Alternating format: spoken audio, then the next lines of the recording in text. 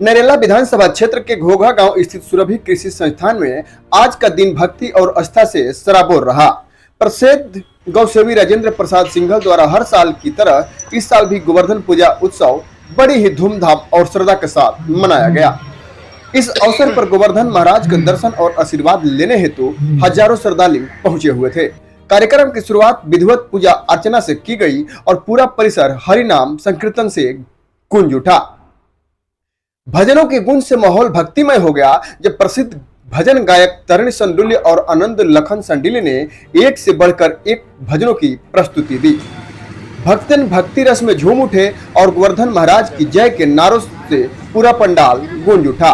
कार्यक्रम के दौरान विशाल अन्नकूट भंडारे का आयोजन भी किया गया, जिसमें हजारों भक्तों ने प्रसाद ग्रहण कर धर्म लाभ प्राप्त किया। इस भव्य आयोजन में जिला अध्यक्ष विनोद सहरावत सहित सैकड़ों श्रद्धालु और समाजसेवी मौजूद रहे। गौ सेवा के प्रतीक राजेंद्र सिंघल ने कहा कि गौ माता की सेवा ही सच्ची भक्ति और इस परंपरा को आगे बढ़ाना हमारा धर्म है। आपको यह वीडियो पसंद आया तो लाइक करें, शेयर करें और सब्सक्राइब करें ताकि ऐसी ही भक्ति और समाज से भी जुड़ी खबरें आप तक लगातार पहुंचती रहे। नमस्कार।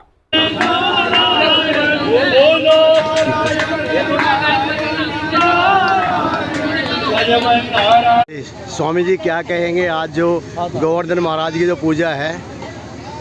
जय श्री राम, राधे राधे।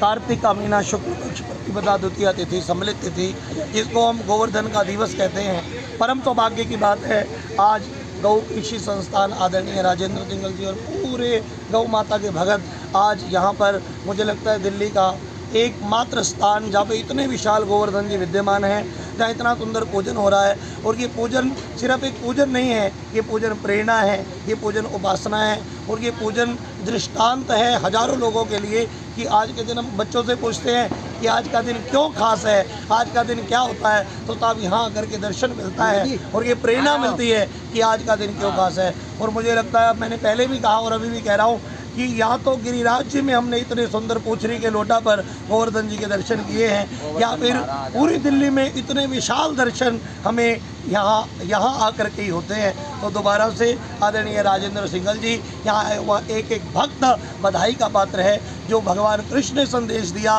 वो संदेश इस गौशाला से आज पूरे विश्व में, पूरे देश में संस्कृति और संस्कारों को फैलाने का काम कर रहा है। स्वामी जी, जो गोवर्धन नहीं जा सकते हैं दर्शन करने के लिए और वो घर पर जो पूजा करते हैं, क्या उनको वही फल मिलता है? जो गोवर्धन नहीं जा सकते, भगवान ने जब गोवर्धन जी उठाए और इंद्र का मान मर्दन किया, तो इंद्र भगवान कहा, प्रभु 7 दिन तक वर्षा मैंने करी, ब्रज को डुबाने का काम किया, मुझे क्षमा करना, मैं आपको जाने। तेने ब्रह्म हृदय आदि कवये मुह्यन्ति यत्सूरया, श्रीमद् भागवत महापुराण के 10वें स्कंद में वर्णन है।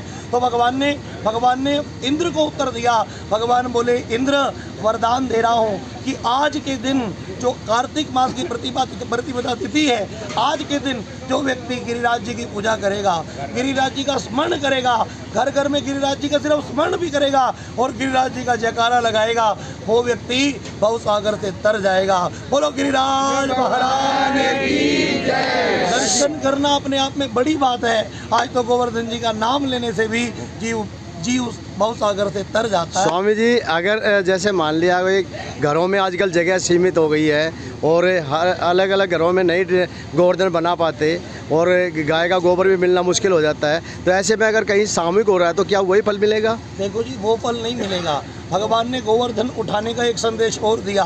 कहते हैं भगवान ब्रह्मा जी के भाई हैं। ब्रह्मा जी ने जब गलती करी, जब गोप ग्वालों को चुरा करके गए, भगवान ने ब्रह्मा को क्षमा नहीं किया, इंद्र को क्षमा किया। तो श्री सुखदेव जी से परीक्षित जी ने प्रश्न किया है, प्रभु आपने भेदभाव क्यों किया? ब्रह्मा जी को क्षमा किया, ब्रह्मा जी को क्षमा नहीं किया, इंद्र को क्षमा किया। कहा इंद्र ने वर्षा करके एक अच्छा काम किया। कहा क्या किया?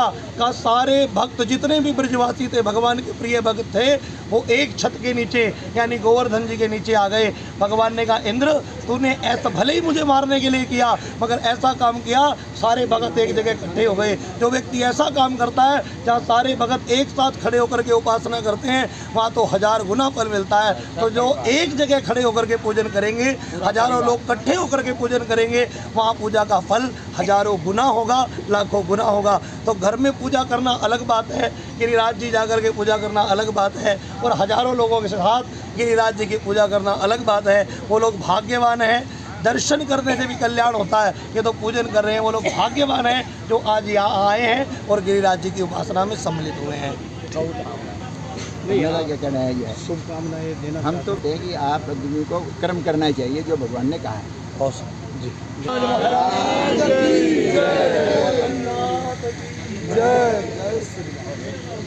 महाराज की जय।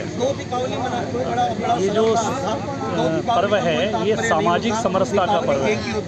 सामाजिक समरसता जो राष्ट्रीय स्वयंसेवक संघ अपने पंच परिवर्तन के अंदर समाज के बीच में जाकर करने वाला है। इससे बढ़िया पर्व सामाजिक समरसता का हो ही नहीं सकता, जो गिरिराज पर्वत के नीचे एक सूत्र में आकर सभी समाज के बंधु, वंचित, शोषित सब आकर इकट्ठा हुए। और भगवान ने तो एक उंगली लगाई, बाकी सारा काम ब्रजवासियों से कराया। उसके बाद जब 7 दिन तक लगातार बारिश होती रही तो भोजन की आवश्यकता पड़ी, तो सब अपने अपने घरों से जो भी था वो सब लाकर एक स्थान पर पका और फिर सबने भोजन किया। इससे बड़ा पर्व हो ही नहीं सकता। तो अभी पंडित जी ने भी कहा ये सामाजिक रूप में मनाने में ज़्यादा बढ़िया है बजाय एकल रूप में मनाने के लिए। इसीलिए इस परिवर्तन को हम इस दोहे के साथ कहकर बात समाप्त करूँगा। हिंदवा सहोदरा सर्वे ना हिंदू पतितो भवे, मम दीक्षा हिंदू रक्षा, मम मंत्र समानता। हमारे मंत्र समानता का है, हमारा आनंद हिंदू सहोदर है।